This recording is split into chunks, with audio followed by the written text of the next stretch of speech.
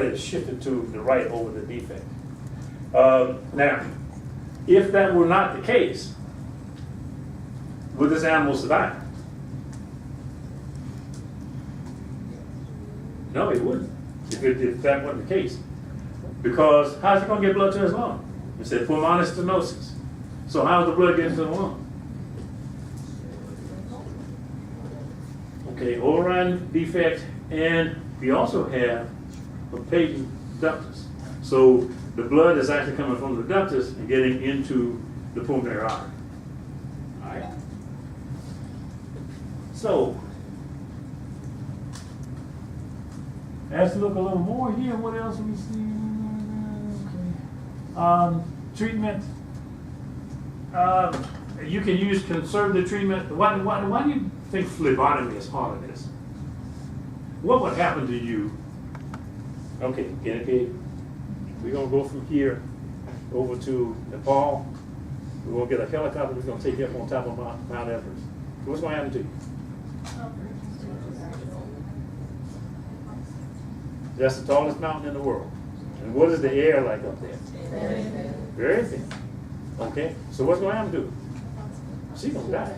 Okay, now the guy that flew up to the top of Mount Everest was a Sherpa, which is one of the native people in that area. And he was fine. You know, he flew up there, landed the thing out, jumped out the door and everything, got back in the helicopter, fine. Nothing wrong with him, but she. So, now what's the difference in him and her? He's regulated to that area. So, he is like, quote, a goat or a sheep. And what does that mean? More red cells. Smaller, so that you don't get a problem with viscosity, but more red cells. So, phlebotomy would get rid of what? Some of the blood. And as a result of that, help a little. So that's why that's in there. But that by no means is going to cure anything. You really do have to have surgery to do it. But you give them fluids too, and that would help thin out some of these red cells so that the animal would survive better. Now here are the operative procedures. Well, that's the first one. And this is a subclavian artery.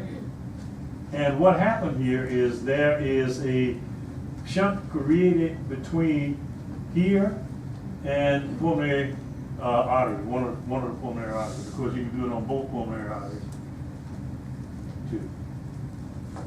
So that procedure is referred to as a Blaylock procedure. And that was the first thing that was done to treat, quote, blue babies. And of course, if you have Keyshawn at the time, you do that for him too. Because what's the problem? You're trying to get adequate circulation to the lungs.